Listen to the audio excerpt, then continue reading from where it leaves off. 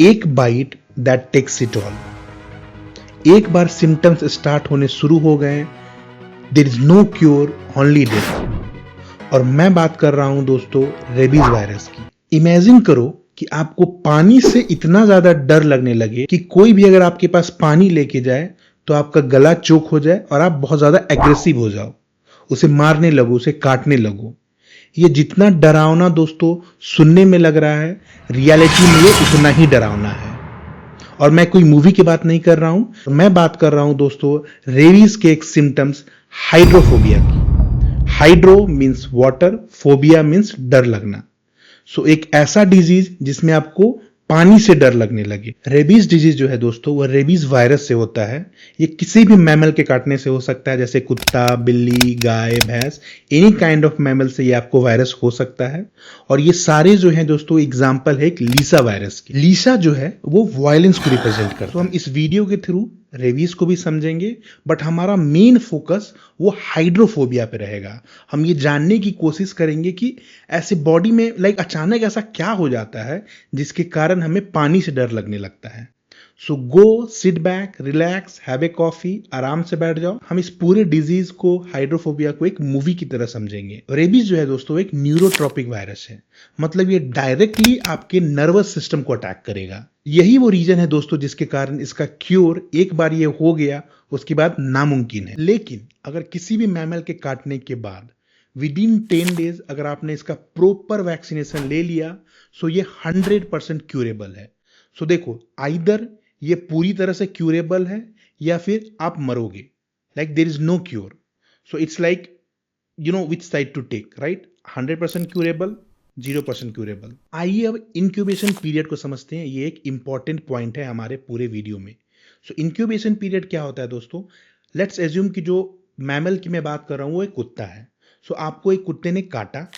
सो जिस दिन आपको कुत्ते ने काटा और जिस दिन से आपको सिम्टम्स स्टार्ट होने लगा, जो भी रेबीज का सिम्टम्स है वो स्टार्ट होने लगा, उस बीच के जो पीरियड है दोस्तों उसको बोलते हैं इंक्यूबेशन पीरियड।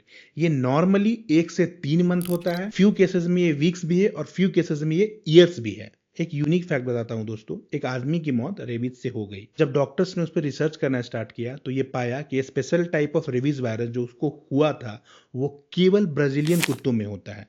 तो जब उसके फैमिली से कांटेक्ट किया गया तो उन्होंने बताया कि हाँ, ये बंदा ब्राजील तो गया था बट आज नहीं, 8 साल पहले, और वहां उसे कुत्ते ने काटा था। सो आप समझ सकते हो कि जो इंक्यूबेशन पीरियड है वो 1 से 3 मंथ मोस्टली है, बट ये कुछ मंथ में भी हो सकता है और कुछ ईयर्स में भी हो सकता है, जैसे इस केस में हुआ था 8 साल। चलो अब एज्यूम करते हैं कि कुत्ते ने आपको ऐसे हाथ पे यहां पे ऐसे काटा। सो यहां पे दोस्तों मसल्स भी है और नस भी है। सो मस्कुलर टिश्यू भी है और नर्वस सिस्टम भी है। मस्कुलर टिश्यू में दोस्तों रेबीज का जो रेप्लिकेशन होता है इसके वायरस का वो बहुत ही स्लो होता है। ये धीरे धीरे धीरे धीरे मस्कुलर टिश्यू से नर्वस सिस्टम पे जाता है। जैसे ही ये नस में गया, आपको इस एरिया में जहां पे काटा है वहां पे नंबनेस और टिंगलिंग फील होगा। सो देखो, जिस एरिया में आपको काटा है उस एरिया में जब आपको नंबनेस या टिंगलिंग फील होना स्टार्ट हो जाए, सो आप समझ सकते हो कि रेबीज वायरस जो है आपके अब नर्वस सिस्टम को अटैक कर चुका है। उसके बाद क्या होगा, ये अब धीरे धीरे धीरे धीरे वायरस ऐसे मूव करते हुए आपके स्पाइनल कॉर्ड तक जाएगा, राइट? फ्रॉम स्पाइनल कॉर्ड उसको एक डायरेक्ट शॉट मिलेगा टू योर हेड।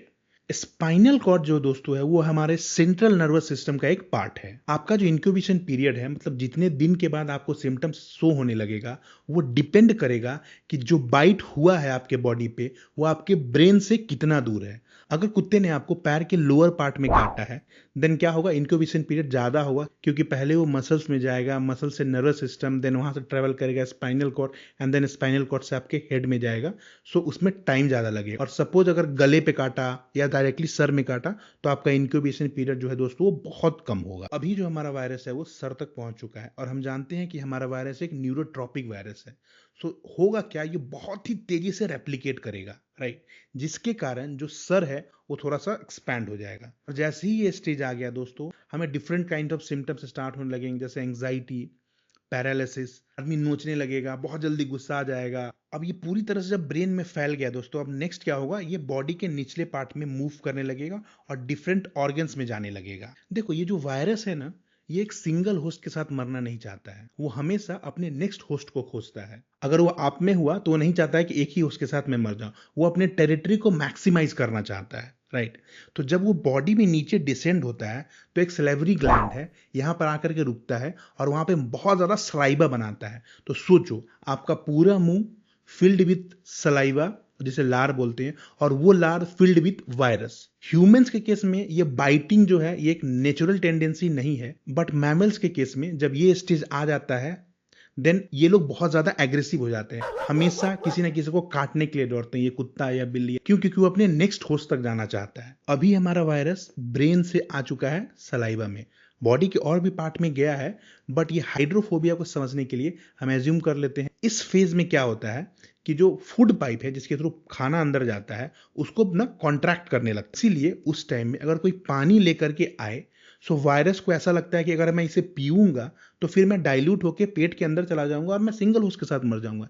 इसीलिए वो एक फियर शो करता है, राइट, और एक एंगर शो करता है। यही वो रीजन है जिसके कारण रेबीज हो जाने के बाद लोगों को एक हाइड्रोफोबिया हो जाता है। रेबीज खुद में दोस्तों एक बहुत बड़ा टॉपिक है, बट इसमें हमने मोस्टली उस हाइड्रोफोबिया वाले टॉपिक को कवर किया है। अगर आपको वीडियो अच्छा लगा हो तो वीडियो को लाइक करें, चैनल को सब्सक्राइब करें, और अगर कुछ डिस्कस करना है तो हम कमेंट सेक्शन में भी मिल सकते हैं। मिलते हैं अपने एक नेक्स्ट वीडियो में।